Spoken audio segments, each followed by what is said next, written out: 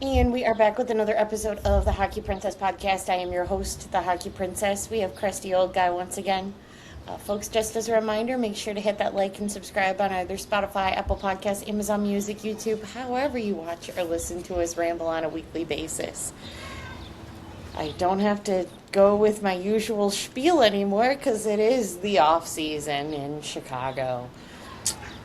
Crusty, it's over. How you feeling? I It was feel a fun good. last game. Yeah, it was a fun last game. Sad to leave some people in our section. It's a Were long you? time. Yes, it's a long time till October. I Yes. love my winter friends, Yes. and Did you for the find other most part, things to do? well, I can always find other things to do, but it's just the other people that are around us. I won't see them again until October. Yeah.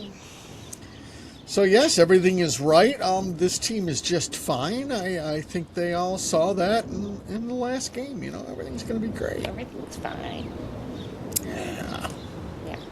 Well, we won't harp on it really because we've beaten that dead horse quite a bit the last couple of weeks.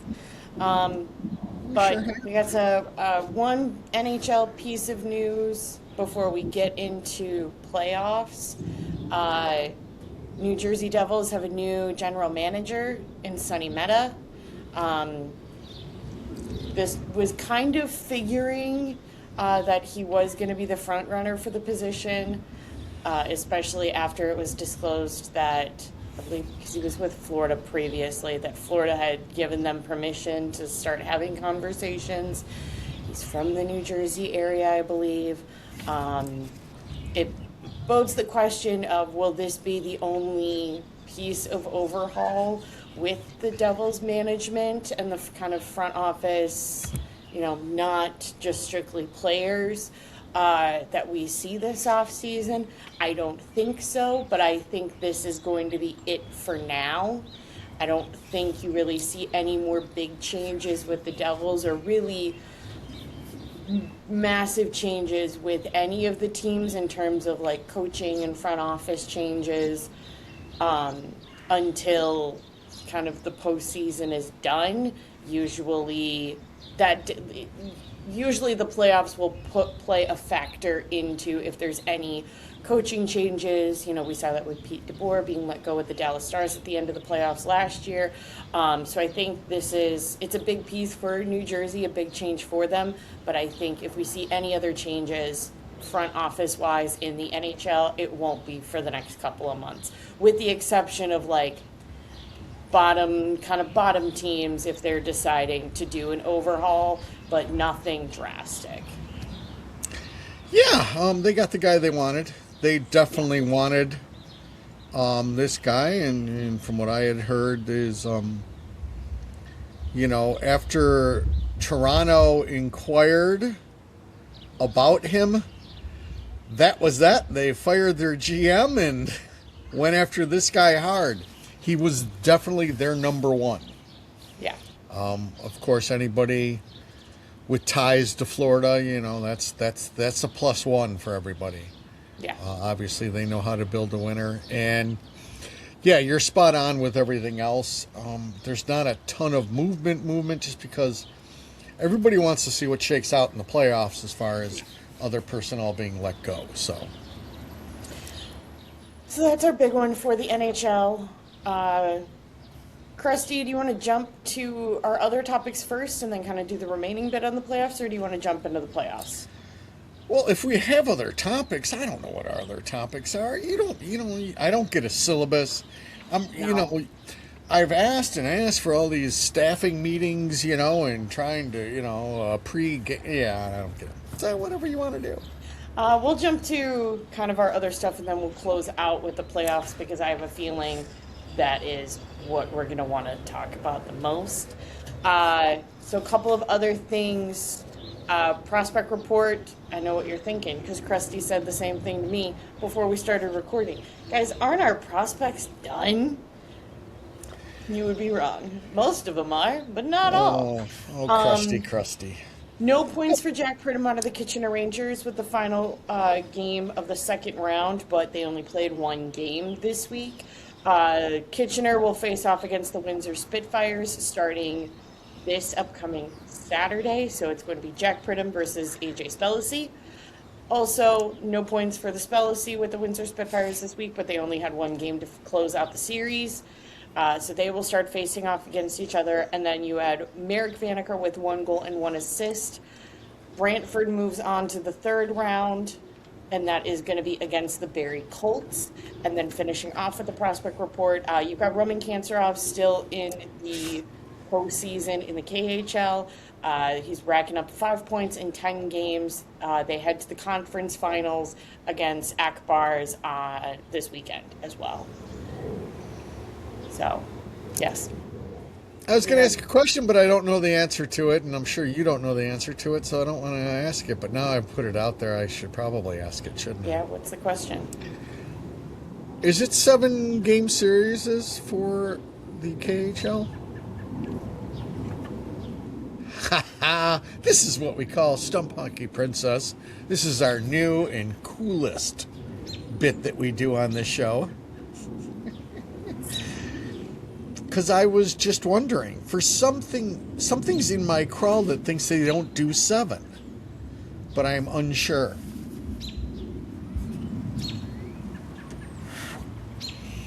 No, they don't do 7. Oh, yes, they do. They do. Okay. What? Oh, Hockey Princess has no idea. She has this confused look on her 4 face. wins, 4-1 in the last series, so best of 7. Okay. All right. This is fascinating. No, Well, no, he has his own thoughts. Well, no, Krusty is thrown off. And it's best of 7 going into the next round, too. Jumping over to the P-Dub, again, we talked a little bit about this last week, but we're going to talk about the P-Dub every week going into their postseason as well. So as we said last week, their final game is Saturday. They're finishing up. And then it'll go into the postseason. There's 2 rounds of playoffs. It's going to be the top 4 that goes into the postseason. So as of right now, Montreal is clinched with number 1, and then you got Boston at number 2, Minnesota at number 3, and it is a battle with only a 2-point differential between Toronto and Ottawa right now for that 4th spot. And then technically, the New York Sirens are not out of playoff contention because the only ones that have been mathematically eliminated are the expansion teams with Vancouver and Seattle. And then, so that first round, it's going to be a best of 5. Number 1 team gets to pick if they play 3 or 4. So Montreal, hypothetically, will get to pick if they want to play Minnesota or whichever Canadian team ends up taking that 4th slot. And then Boston will take whomever Montreal doesn't take. And then the finals is going to be a best of 3. So at absolute max, it's an 8-game total postseason for the P-Dub. You've also got the race right now to seeing who takes the number 1 draft pick. So like we said last week, guys, it's the first to be eliminated, and then they start racking up points. So Seattle was the first one. They start racking up. Then it was Vancouver. They're in a kind of a competition right now to see, do you take Caroline Harvey? Do you take Abby Murphy? Do you take Layla Edwards? If there are to be expansion teams for the P-Dub, which it sounds like it will be, they do not play into that whatsoever. So whoever gets the number 1 pick out of kind of the points of the folks not playing in the playoffs, they can't be like dethroned with the number 1 pick from a hypothetical expansion team. So, for instance, if Chicago were to get a team, there's no way that Chicago can kind of bump out Seattle to take that number 1 pick. But they could make trades to get the number 1 pick, right? Yes. Okay, because if Chicago gets a team, I mean, they need the number 1 pick. I mean, there's debate on who is the number one pick. I know who you want the number one pick to be, but there's debates. I get that because I do really like that defenseman. Caroline So, Harvey. yes. Well, hey, you're gonna have to take it Yeah, easy no, on we're just Krusty. stating names because Yes, for because those who don't Krusty know. can't remember the names except for Abby Murphy. But so I get that how the In defenseman theory, they maybe. can trade. Yes. Well, I mean, if Chicago gets a team, they have to figure out a way to then get Abby Murphy on said team. I think it's best for everyone, especially the Murphy family. I'm just trying to help. Okay, carry on. I don't think that they're gonna have to reach too hard because most of the Seattle fan base does want that Caroline Harvey as the number one pick if they were to get it. So that is kind of rounding out with P-Dubs. We'll get into the postseason for next week when they start next week, and then hopefully towards the end of postseason they'll announce when the draft is. We're not sure. Typically, they do it earlier in the week, the same week as the NHL draft. So you're going to be looking at that final week in June. If you're wanting to see who gets the number one overall pick, is it Layla? Is it Caroline? Is it Abby? We'll figure out at the end of June. But I'm really hoping that they just announce that date so I can put it on the calendar, folks. Need it. Because Okay. there's one thing I do love. It's a hockey draft. Yes, you do. Jumping back to playoffs. Guys, we have playoff hockey. We've had many a game of playoff hockey. There's a playoff hockey game going on my TV behind my screen. Oh, demon dogs. It's fine. I'm It's still outside. 0-0. Round one, Krusty. How have you been liking round one? I've liked round one. I'll tell you, I almost there was almost a slight overdose in hockey. That was a lot of hockey in 2 days, and Yeah. I don't believe I watched either late night game. But that's whew, oh boy, that's a lot going on. I also did not know that Hedman was definitely out for this first round. That is huge for that matchup. Yeah, was that something that was well known? Did I just miss that? Because I Krusty's got pretty it. upset with himself.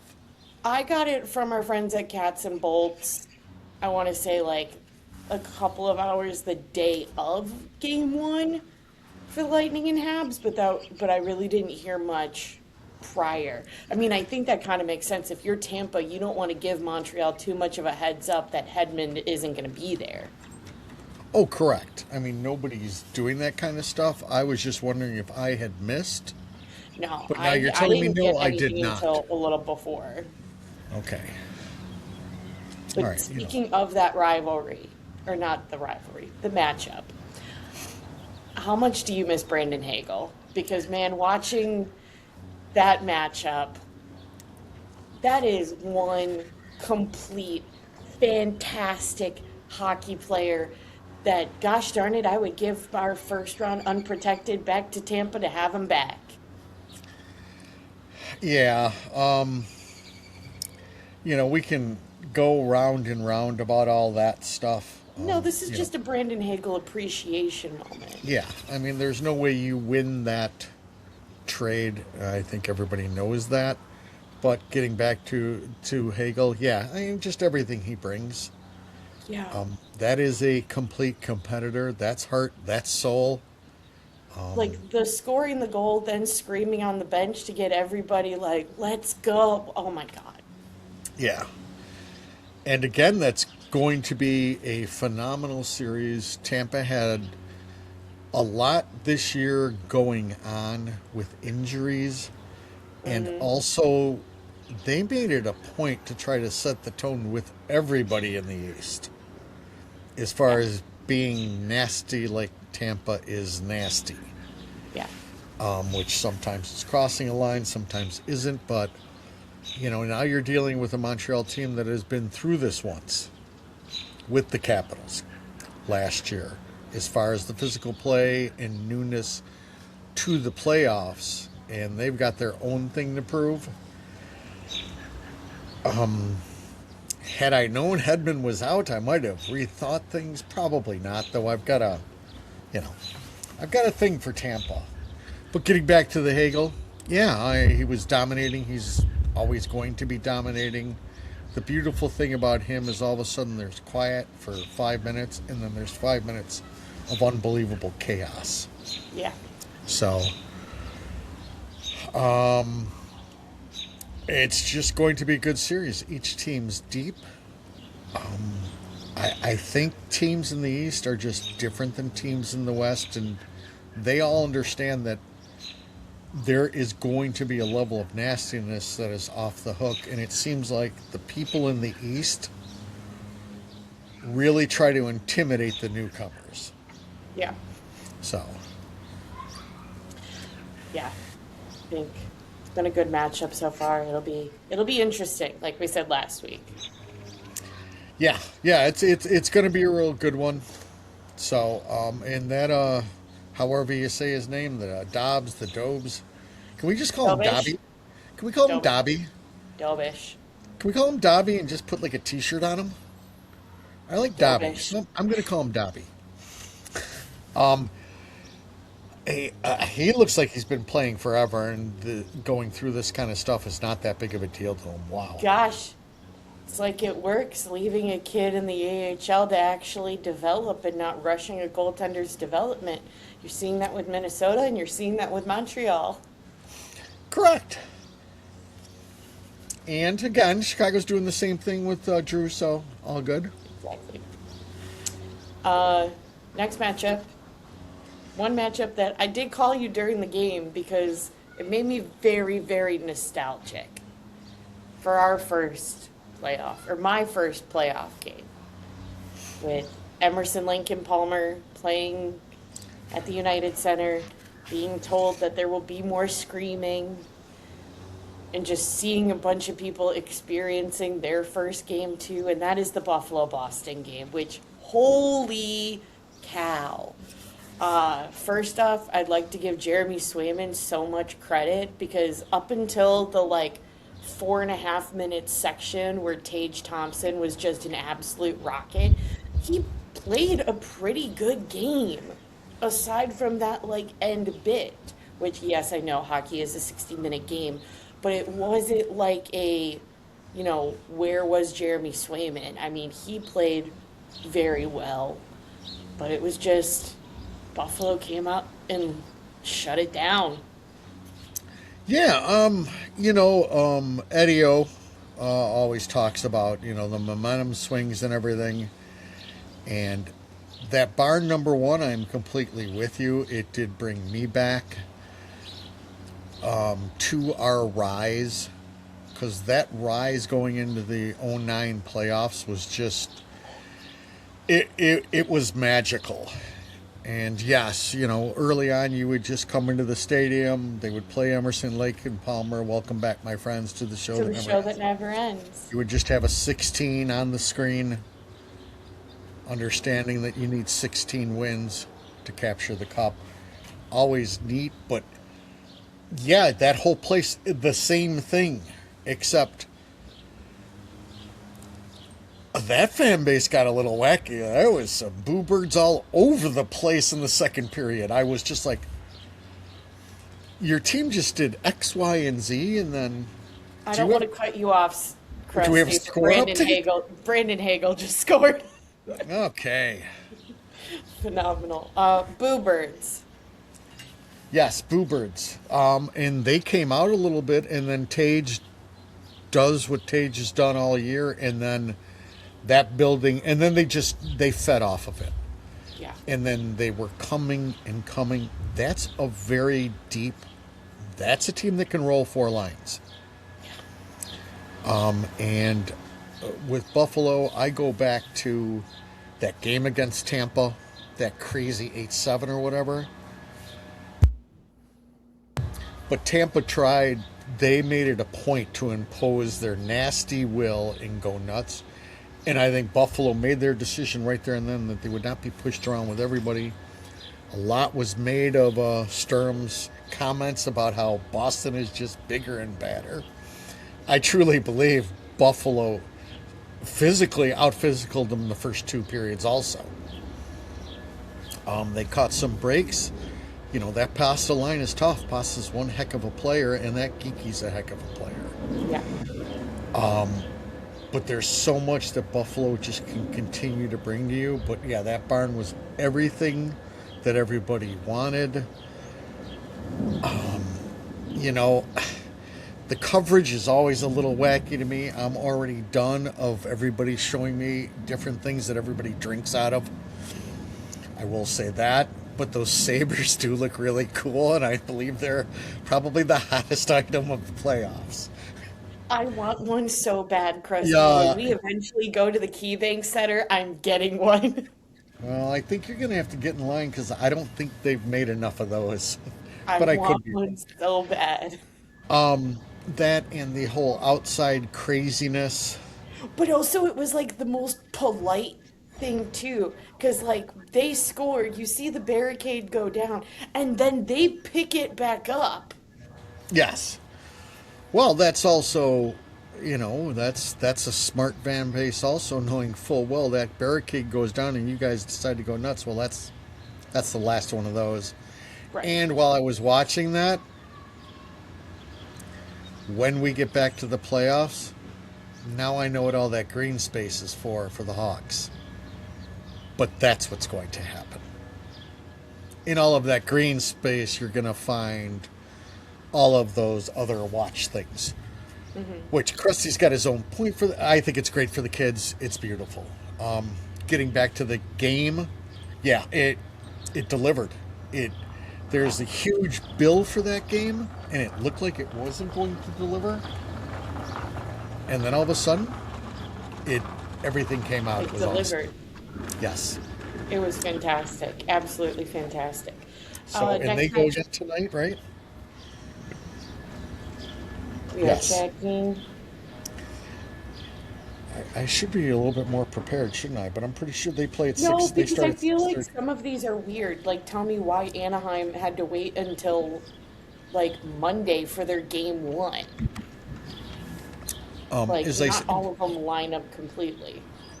yeah, usually that is a scheduling problem either at the beginning or, as I said, going back to Anaheim, they might have decided to wait for the pond to be open, but that's usually what that means.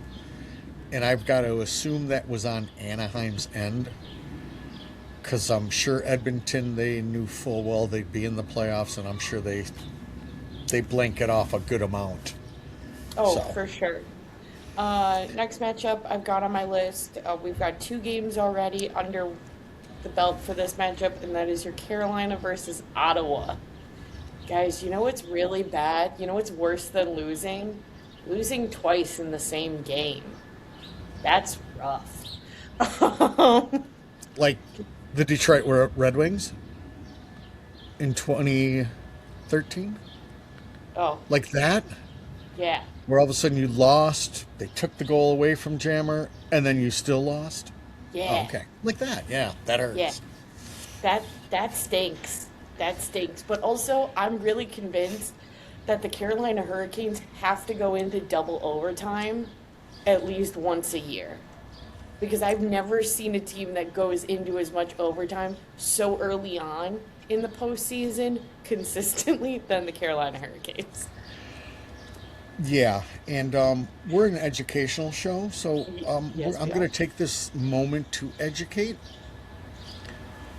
I understand that a lot of people like to leave right away, but make sure everything's completely official before you leave a playoff game. A lot of empty seats there in Carolina who left after that first goal when they thought it was over. They panned through, and I believe Greg caught it also, that a lot of empty seats. Yeah. Yeah, you don't leave until there's an official broadcast that the game is over, okay? Leave until they start doing 3 stars. Yeah, especially with the amount of everything, the offsides will always be checked for a game winner, so Just, a helpful note for everybody. Um, yeah. What a first game for Freddie. I mean, I know Carolina didn't play up to full Carolina potential that first game, but I thought Freddie played absolutely phenomenal and good for him. Because I feel like we constantly get into the narrative with the Carolina Hurricanes of they look so good if they just had consistent goaltending. And I'm really, because they always seem to be hurt. It's either Freddie's hurt, it was Ronto that was hurt, Kuchikov gets hurt. They just have injury issues with their goaltending. So to see Freddie Anderson play such a fantastic game just right off the bat for the first round, I think did so much for his confidence and also the confidence of the team in front of him. Yeah, and Freddie's stuff is stuff that Freddie will have to deal with unless he wins the cup. Um, he's always going to be Also, that like guy who, medically, the stuff that Freddie Anderson has had to go through in the past couple of years is blood clot stuff is some gnarly stuff. well, it can kill you. Yeah. Which is bad for your viewers who don't Yeah. know that. Yeah, but I mean, it's just he's always been that goaltender that can get you kind of close, but can't close the door. Allmark looks good. I Yeah. don't think there's a problem with his game. No. That's a pretty good Ottawa team that unfortunately is going up against a really good team. Yeah. And hopefully they'll make a good show of it. A lot was made about the opening fight, and I was a little shocked from what I had heard. Is that was Jordan Stahl who initiated that? I don't think Which that. that's what I have heard is Stahl went to Kachuk and said, "Come on, tough guy, let's go." And of course, Brady is not going to back down to anyone. I just automatically thought Brady with Yeah, the it's mouth Brady. off being Brady, but that was not the case. So that was weird. Interesting. Yeah, Yes. that's weird, but also it will never surprise me when grown men choose to fight, just in general. I mean, it's a part of the game, and they're definitely some of the rougher individuals in the NHL. So it didn't surprise me that Brady dropped. I didn't realize that it was Stahl that initiated, but to see a fight at the top of a Ottawa Senators game or a Florida Panthers game does not surprise me one bit. Right. And again, for those not paying complete attention, you were brought into the world of the Stank also, who is just The stink. the Stank's a heck of a hockey player. Almost like a Brandon Hagel, I guess you would say. Love The him. same kind of thing. And again, he's just one of those players that delivers. Yeah, At times, you're not too sure how. but Just he like with does. Hagel, I'm like, well, he's not the biggest. He's not the. But he delivers. And Stankovic delivered also. I think Carolina is just too much for them. I'm hoping Ottawa makes a little bit of a series when it goes back to Ottawa because that fan base has been through a lot. So I'd like them to see them get one or two in Ottawa. Yeah. Next matchup is the Battle of Pennsylvania, which I think this one is surprising people. Not Now, that Philly would be good, but come on, Pittsburgh. Come on, Sid. Really, like, for Philly to be up 2-0 in the series right off the bat, I think surprised me. I think I was expecting at least a 1-1. Um, Before getting into the gameplay, can we get rid of the Pittsburgh third jerseys? Because that is the biggest. I thought I was watching the Preds. That is some of the biggest eyesore that I have seen. Some third jerseys are nice. That was not. Not a fan. Um, yeah, this one definitely surprised. I thought we were going to go into game three with a split. To be honest, I think this is.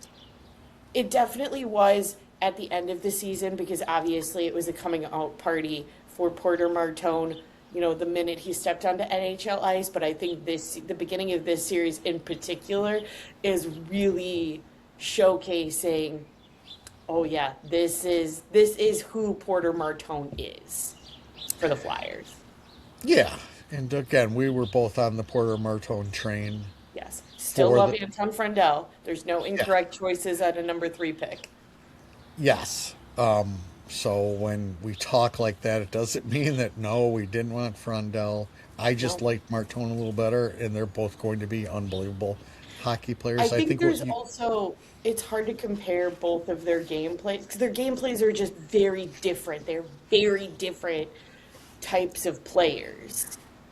Yes.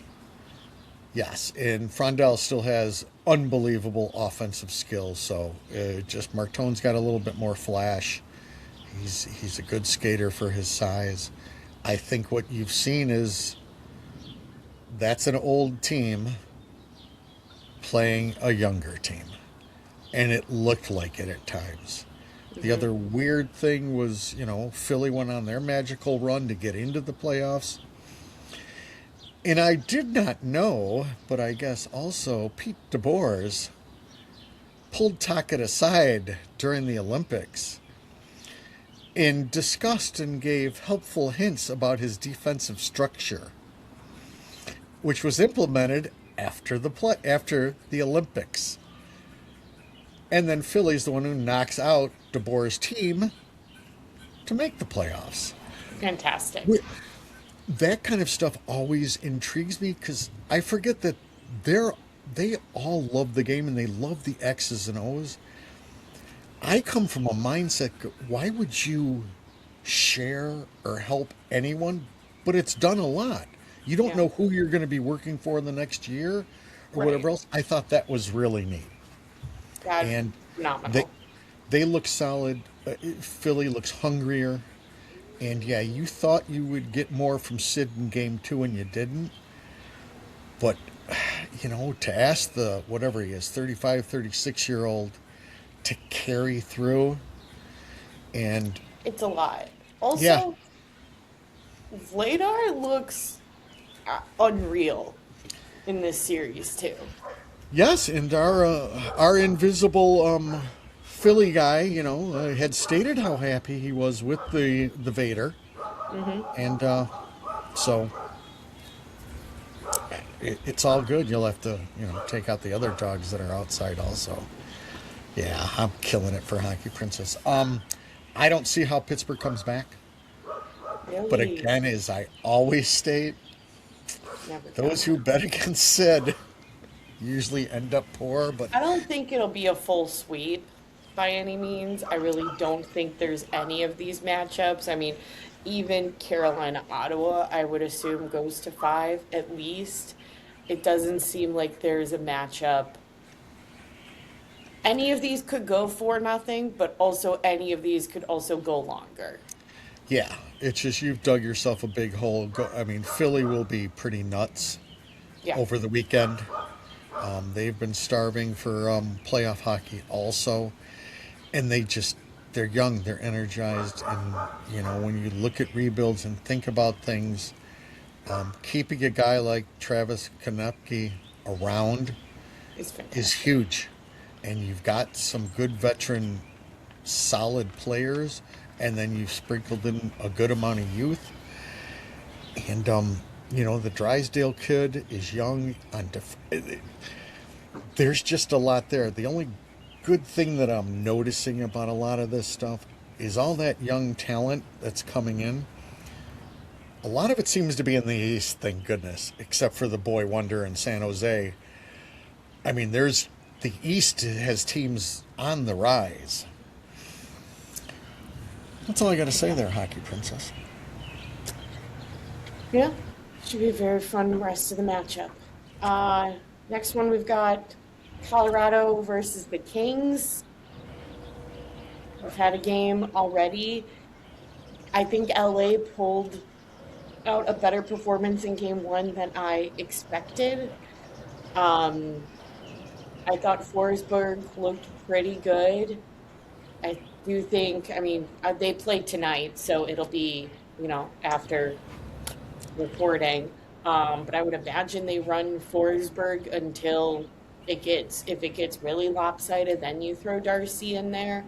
Um, I don't really think there was anything that like LA did wrong in that first game where it's like, oh, this was the main issue. You really saw it's just Colorado's a really good team.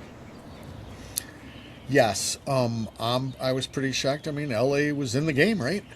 Yeah. I mean, that the Panarin Kopitar situation, they were able to dictate at times. Hockey Princess keeps on looking over. I don't know if I'm doing something wrong or if she's No, trying the to watch entire hockey. both teams got into a fight, and Brandon Hagel and Jake Gensel are losing their minds. It's getting very violent in Tampa. Well, that's what Hagel does. And Getzel's caught a lot of abuse over his career. So, Yeah. what was I saying? What were we talking about? LA, game LA. one. Yeah, at the end of the day, you're just overmatched. I thought they played a great on the road first game. And, Yeah. Blackhawk legend Anton Forsberg. I don't think he was the problem. No. And, Doughty can still play, which is just shocking to me. With all the hockey he's played, he's not that unbelievable force, but he is still He's still a darn capable. good hockey player. The Clark kid seems to be coming into his own. This is a big step for him. If he can keep it together through these playoffs, that would be very, very nice. So, again, you just. It would be the shot heard around the world if LA could pull off an upset. That's just not God, going to happen. that's all that I want for Kopi, though. Like, that would be great. Yes. That's all that I want for Kopi. So, and again, with them, you also think, how much better would Ellie be with Fiala? You forget that, your top line winger got hurt in the Olympics and isn't playing. So, I mean, and that's that will always pose the question. I know the players want it. I understand you want to play for country. But Kevin Fiala, if you're listening, you aren't. But was it worth it? you should be listening, though. Gosh darn it! What else do you got to do? Just Was kidding, it Kevin. worth it? It's always worth it. It's always worth it. They want it. The league wants it. It's the thing that you hope doesn't happen. So, Yeah. going on. What do we up? What do we got up next there, Hockey Princess? Next is Anaheim versus Edmonton. I'm going to be so real, guys. I watched a little bit of the first game. I had to turn it on because, going back to my lunacy of the Olympics, Finland's down. I turn it off. Finland starts scoring. Okay, Dallas was tied with Minnesota last night. I turn it off. They start scoring. And, I was told that we had a Jason Dickinson playoff goal last night, so obviously I had to watch some former Blackhawks. 2 goals by the Dick. Gosh, he's so good. Yes. I think this will be. I think it's Edmonton. I still think it's Edmonton's series. I mean, that would be another huge shocker. If LA and Anaheim can come out of the first round, I think would be huge. I think it is Edmonton's series, and I think it's another prime example, like you brought up, Pittsburgh versus Philly. But on the flip side, that is a very veteran, experienced team that knows what it takes to play in the postseason with a very, very talented Anaheim group. But with the exception of, some veterans that you have on the back end and sprinkled through the forwards, it's still a pretty young team in Anaheim. And I think you're seeing that kind of difference in that series. Like old versus young, but not in the same way as Pittsburgh versus Philly. Yeah, but I mean, Anaheim's also done it kind of right. Killorn is a complete hockey player, somebody that every team needs. A big, power As forward. old as time.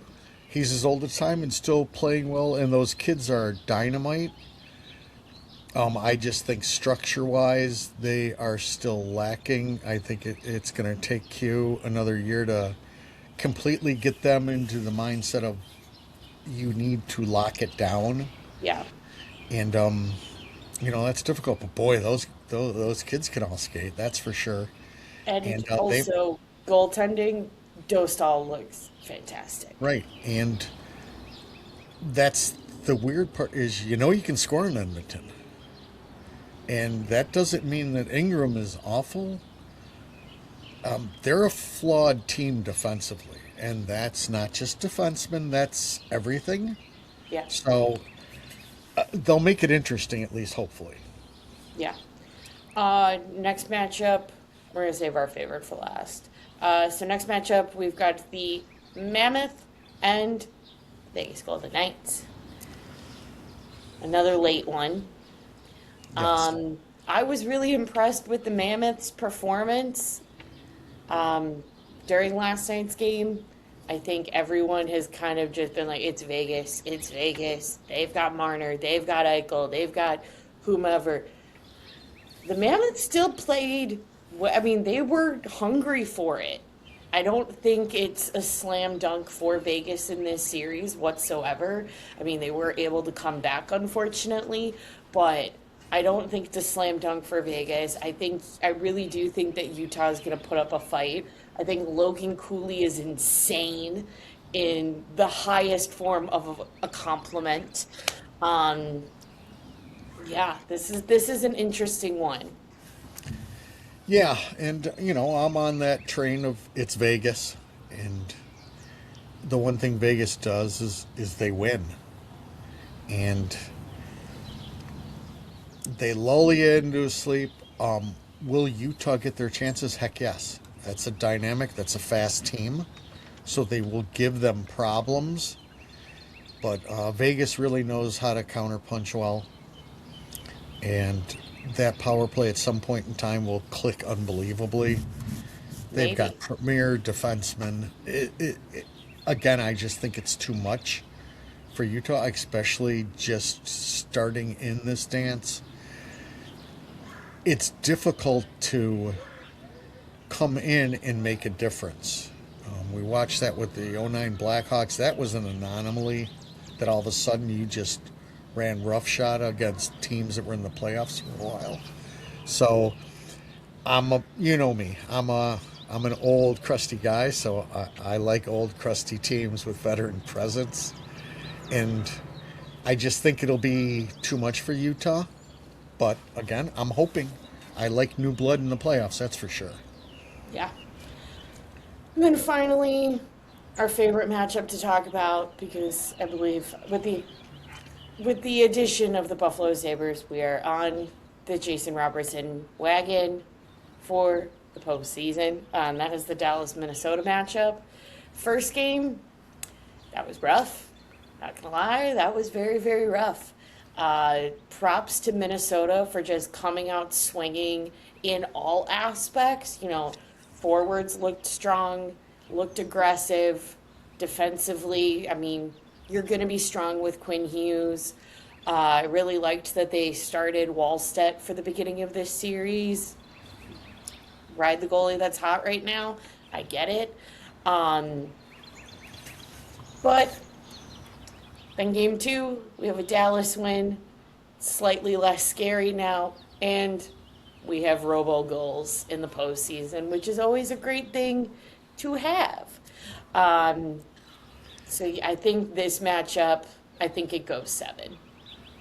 Yeah, probably.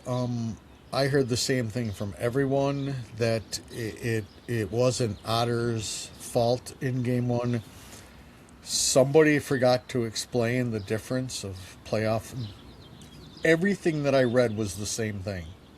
It was like it was game 83 of the regular season for the Dallas Stars. And they forgot it's playoff time. Yeah. They're shorthanded. Again. Right. Rope Hintz is a phenomenal player that they'll be missing, and hopefully they'll be getting back at some point in time. Yeah. I'll talk about Jason Robertson in a second. Okay. I will say I'm not always the biggest fan of the small defensemen and everything, but my God, could that kid skate? That's he sells tickets, Quinn Hughes. It is unbelievable. I mean, he dictates everything in the offensive zone. And then the other thing that I heard, which I will agree with, Kirill now will be the highest paid player in hockey next year. You have to be able to put a team on your back. And that's been lacking from him come playoff time. You have to do what Rantanen did last year. You have to win a couple games from your position. Will Krill be up for that? I don't know. I mean, I know Baldy's a great player. They have other. I was gonna say, I don't know if, because I'm gonna be honest, I haven't watched a ton of Minnesota footage with them playing other teams, but just in our experience of when we've seen Minnesota play against Chicago, 97 is not the one I'm afraid of if I see him on the ice. He is threatening, obviously, but I am significantly more terrified of being an RN when Matt Boldy's on the ice and Matt Boldy has the puck. Correct, and you know what you're going to get with Baldy. That's why I'm saying I'm getting a puck back in the net. If you're Minnesota, Kirill has to dominate. You're saying he's McKinnon level, McDavid level. If that's the case, those guys take over games. Right. And they get you at least one in a series. Usually Right. two that all of a sudden, just out of nowhere, they go nuts. Krill needs to do that for this team to advance. They got that first win, which is huge, because you didn't want to be down 2-0 with all of a sudden Rompe hits coming back halfway soon. So to Right. get that split was very huge for them. Wallstead, I think, has looked good. That defensive pairing with, Hughes and Faber, though, I don't think there's anything around. You always thought Makar and Taves, but that group looks unbelievable. Faber looks unbelievable. So it'll be a good series. It'll be a very good series. That was all our matchups for round one. So I did a deep dive, though. Okay. Not a deep dive. It was posed to our by our fantasy hockey champion. That he's heard a lot of talk about Jason Robertson. I love Jason Robertson. So I did do a little bit of a dive, and yes, it is going to be a little difficult for Dallas to sign him. He's probably going to be in the neighborhood of 12, which puts them basically at the cap. So, yes, could he be in play? Possibly. Yes. So it brought me to, what do you have to give up? I don't care. If you're the Hawks, I mean, my starting point is you have to give up that first pick, no matter what it is. Definitely Nazar, but Nazar is less desirable because teams are going to look at that $6.5 million and go, that's an overpaid player. I mean, Nazar's at 6.5. To do a comparison, Nyes is at 7.5, and Knives is a heck of a lot more than a $1 million more player than NASCAR right now.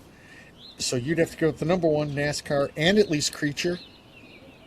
And I think that's your starting point. Yes, Hockey Princess. They will not be taking Kevin Korchinski off your hands, if that's what you're wondering. Nick Lardis. Yes. I think if you were to throw in Lardis also, because he could be a player that might shine there with other people doing some heavy lifting for him. Does that get it done? I think you're in the discussion then. Where's the problem? If you're Jason Robertson, are you going to sign your massive, at least 6-year extension with the Chicago Blackhawks? You're Jason Robertson. Do you want to be paid your worth? I Because think you've been consistently in the rumor mill, gosh, what, at least the past 3 years of are you on the trading block?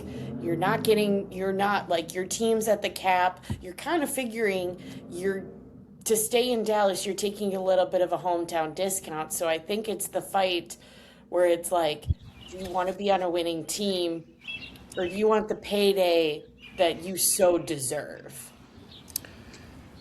correct. I don't know exactly how that works, but for him, he's going to get his payday. That's irrelevant. Do you want to take it with Chicago, or would you rather take it with San Jose, Anaheim? That's the thing. Gosh, if I'm San Jose, I don't go in the conversation. I mean, obviously yes, because Jason Robertson's a phenomenal player, but San Jose has so many other bigger problems that they at that it, you know, tinfoil, I'm the GM of the San Jose Sharks that they should be working on this offseason than trying to acquire another forward. They are so lacking defensively. Correct, and I'll give you that. But that's the kind of thing I'm saying is I think it would be difficult for Robertson to decide he wants to tie all of that to a second worst team in the league. Yes. But Yes. I think what we've put out there, and that would be enough to get it done, and that's a lot to give away. That's fine. You're talking about a difference maker in the draft. Maybe. Nah, it's going to be a difference. It's going to be You you're don't going to know. be. I know. That's why I'm on this show because I know. You don't know. We don't know anything going into the draft. If the New Sure. York Rangers drafting ability has shown us anything, is that just because they were the number one overall pick or a top three overall pick does not mean that they are an absolute game changer as expected, and not to diminish the careers of those players. But you don't know. Correct. You don't know. So that was my little tidbit that I wanted to go And over. Yes. we had this discussion a little bit during the final game of the home stretch or of the season. You know, we don't necessarily have the best track record when it comes to developing players in this pipeline.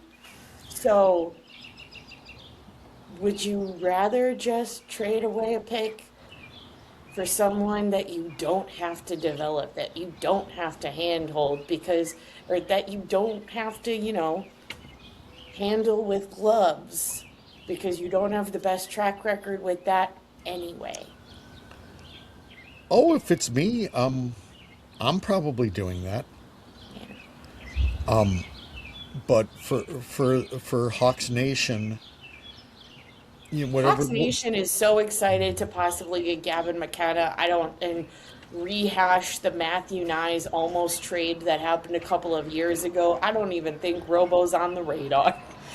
Right, but it needs to be pointed out to exactly what you have to give up to get a player like that. That's You're fine. talking a lot. And That's that's fine. a starting point. To me, it would be fine. Part of that is just I'm tired of this.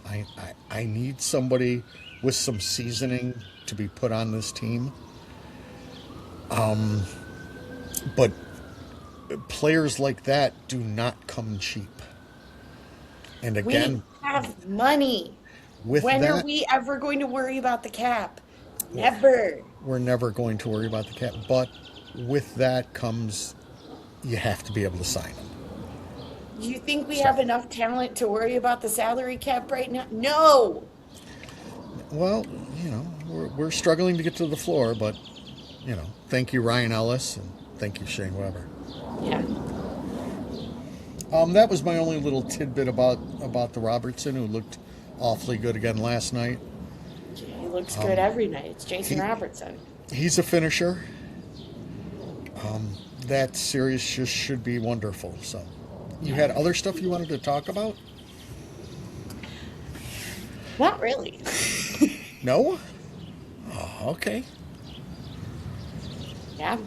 Got the off season. Well, we've got off season for us, even though off season really isn't ever off season. Krusty's going to be gone in a couple of weeks. We got one more episode with Krusty, and then we do have a fun guest host. We'll be talking a lot of PW, a lot of playoffs.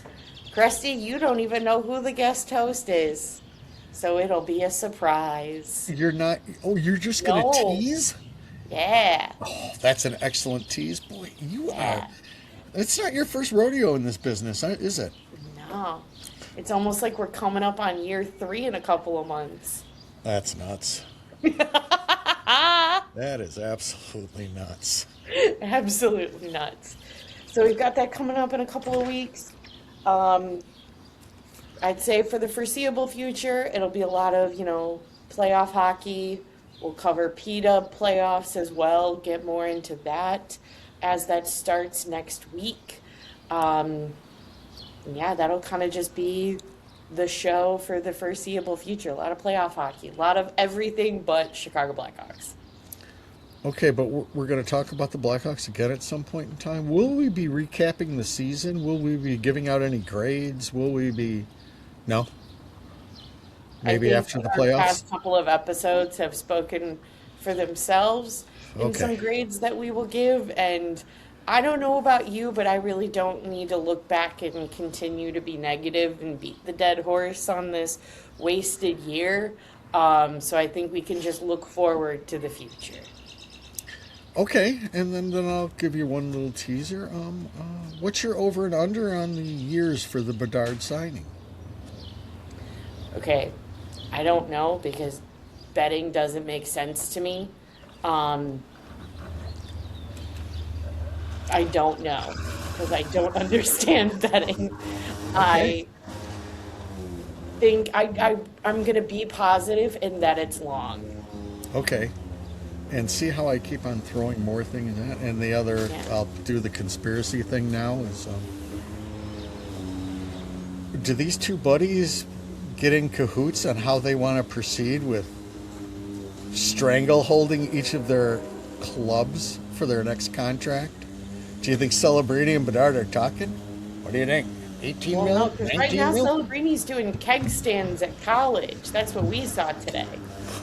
Good grief. Okay, I'm done here.